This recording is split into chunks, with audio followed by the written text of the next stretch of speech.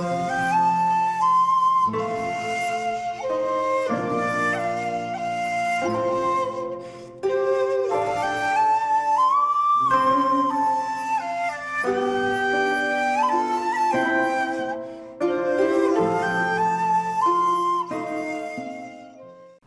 there, this is Solitary Ronin from Solitary Ronin Films, and welcome to our random review. Today's random review comes from 1979, and it's North Dallas 40, directed by Ted Kotcheff, who did First Blood with Sylvester Stallone, of course, and Wake in Fright, amongst lots of other films. This is the imprint release that I was so excited for, because I do love this film. It is one of those films that's been on DVD for so long. It is Paramount, and obviously Paramount are releasing kind of some of their back catalogue on Blu-ray now, so you never know, there might be a Region A from Paramount that probably won't be as expensive as the imprint. This is a Region 3 imprint. This is from a 4K scan by Paramount. There's a commentary by filmmaker historian Daniel Kramer and screenwriter Daniel Waters with the film's director Ted Kotcheff from 2022. There's a wonderful little introduction by Ted Kotcheff from 2022. There's also an interview with Ted Kotcheff from 2022. Hit me with those best shots. And looking to get out a comparative analysis of the Ted Kotcheff Vision, which is a video essay from 2022. And again, that's the alternate artwork.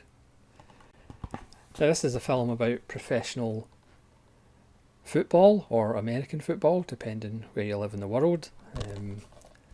But to me, it's football. I'm biased, but I've always loved this film.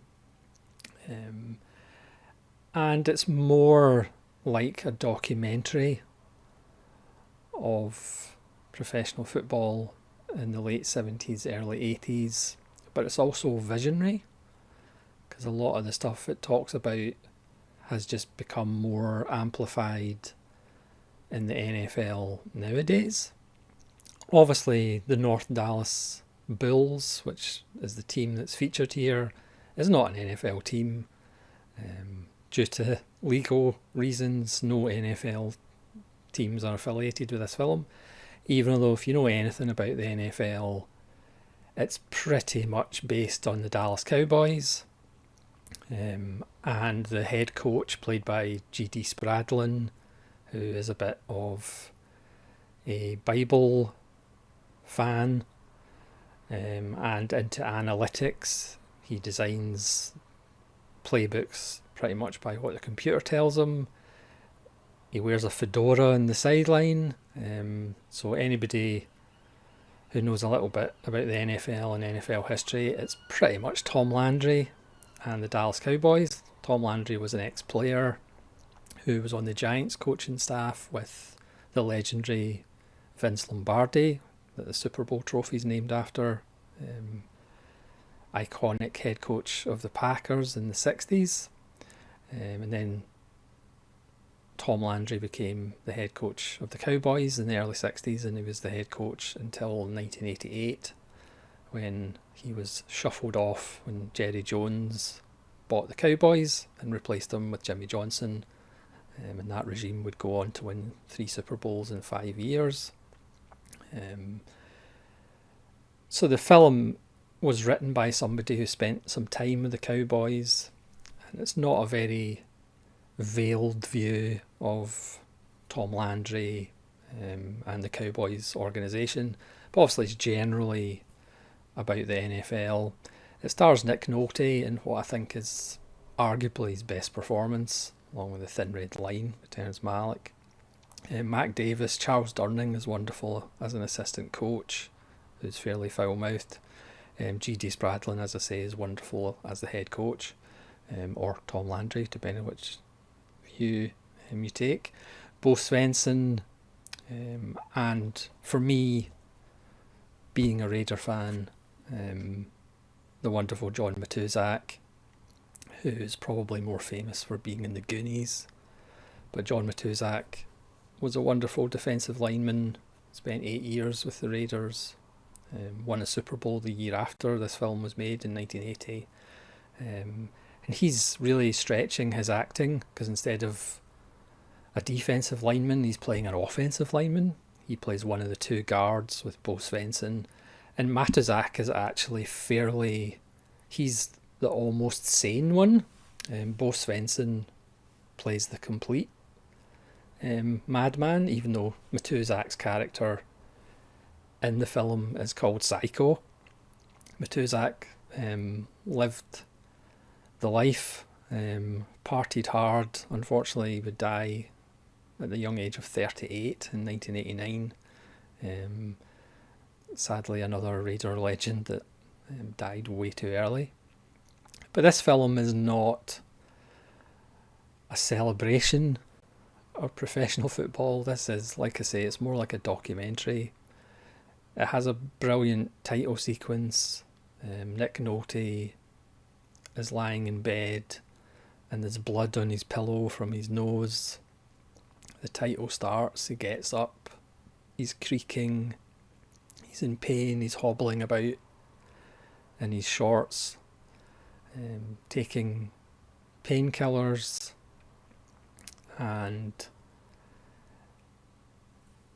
he's getting flashbacks of all the hits he took in the game, what we assume is the night before. So this is a film really about pain. It's a film about doing what you love despite all the negative downsides, and there's plenty of them. Again, in those days, teams owned you, like, as Nick Nolte has a great speech near the end about, just like helmets and just like jock straps, players are disposable. Now, obviously, from the 1987 player strike, free agency became a thing. It was called Plan B at that point, where teams could, or players could move teams. You can argue whether that's a good thing or a bad thing for the sport as far as loyalty to teams, when players can pretty much move freely. It's obviously good for players, because they sometimes get perhaps more money than they perhaps should just on the open market. Because that's the thing about the NFL. You see players signing contracts for 5 years, 100 million, but the only thing that's guaranteed in an NFL contract is the signing bonus. After that, the team can just cut them without seeing the future of the contract. So generally what happens, by about year 2 of a contract, the team asks the player to restructure for salary cap reasons, which again, there wasn't a salary cap back in the 70s and 80s. So the team can pretty much do what they like with players nowadays. So it is fair that the players can actually go to other teams and make more money. But again, it means you have a different cast of characters pretty much year in, year out almost. There is 53 guys in a team, so you can't replace 53 guys in one off season. Because if you could, the Raiders might be currently better than they have been for the last 20 years. But that's a different subject. Let's get back to the film, shall we? Before I start crying about how terrible the Raiders are. So seeing John Matuzak always warms my cockles. Nick Nolte plays a wide receiver. And for those of you who don't know, it means he runs about and tries to catch the ball. And I didn't actually know this until I watched the extras, that another Raider legend, Hall of Famer, Fred Biletnikoff, there's his jersey, he actually coached up Nick Nolte in running routes. Also, this was a different era where smoking and drinking was kind of more acceptable before the game, after the game. Fred Biletnikoff was famous for smoking before a game and then going into the toilet and throwing up and then going out and playing the game and ending up in the Hall of Fame, and winning Super Bowls. So it's an interesting little fact for Raider fans, at least, that Fred Biletnikoff was actually involved with coaching Nick Nolte, because Ted Kotcheff wanted authenticity. That was like the one thing that he really wanted to have. So in the interview, he talks about John Matuzak essentially being the assistant director as far as getting the details right of, preparation before a game and things like that, where different guys would go into different rituals, the superstitions. There's lots of wonderful details about the painkillers, about recreational drugs to help with the pain. The old cliche of the player who doesn't want to get shot up with painkillers before the game, and players who break into the medicine cabinet to get painkillers for themselves. Again, a lot of players, certainly in the 70s and 80s, when they leave the game, do struggle because you have this free supply of medicine when you're actually on a team, but then when you're not on a team, where do you get that medicine from? But we see the parties, the groupies essentially, women in those parties are just there for certain activities. Nick Nolte's character is getting on a bit. He is beat up, but he still has the best hands in the league. He has a relationship with a quarterback, played by Mac Davis, who, because he's the quarterback, he's kind of privy to more information than anybody else. He's protected by the team, whereas other players perhaps aren't, and nothing's changed in that regard, certainly. And it's more, as the film kind of progresses, it's more about how the game has become a business, and obviously that's now multiplied tenfold in the 40 odd years after this film. How players are just treated as cogs, essentially. And even Tom Landry back in the 80s and the 70s, he kind of viewed players as kind of pieces of a puzzle. He was one of the first, as I say, to go into analytics. He was the first to listen to the computer.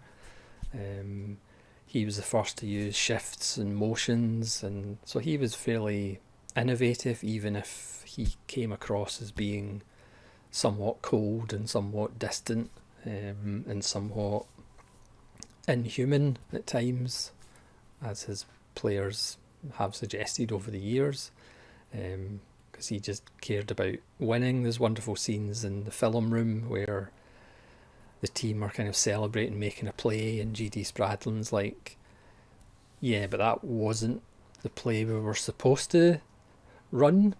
So even if it was successful, that wasn't the play the computer told us to run. The quarterback, you threw a dangerous pass, whereas you had another guy wide open, and that's where the ball should have went. It's just inconsequential that we actually completed that pass and we actually scored and we won the game. We were playing an inferior opponent and we should have won by more. It's just wonderful if you like the NFL or professional football. If you don't, I don't know how much pleasure you'll get in the film. Obviously it has great performances. Nick Nolte, like I say, is absolutely wonderful, and he does have a really enjoyable relationship with a woman he meets at the party, but she's not that kind of girl, and she asks questions like, why are you putting your body through this? And that's an interesting relationship as well. We meet the owners, who, because it's Dallas, are oil billionaires, just like the current owner of the Dallas Cowboys. And again, they're the football team is their least successful business, and they don't necessarily know that much about football. They just want to win and throw money at problems, as quite a lot of owners are guilty of. They might not necessarily know anything about football, but they know how to make money. So it's not necessarily a cynical view of the sport, but it's certainly a realistic view of the sport. The scenes of football are actually done fairly well and show the brutality of it. Football as a sport is difficult to actually get right on film. There's plenty of examples of not getting it right on film. For me, I think North Dallas 40 is the best film about professional football, but again, I'm biased because I've always loved it, partly because the Twos, John Matizak's in it, and he is wonderful. So that's North Dallas 40, perhaps a niche film, but it's just so good. And again, it's got really good extras, and it's quite wonderful. So if you know a little bit about NFL history, I think you'll find it really interesting. And as a sports movie, it is funny. There's lots of language that people will probably find offensive, but again, in them days, that was the language. And it's quite wonderful. So thanks very much for watching this random review of North Dallas 40. Please let me know in the comments below if you've seen it and what you think of it, and hopefully you'll join me again for another random review.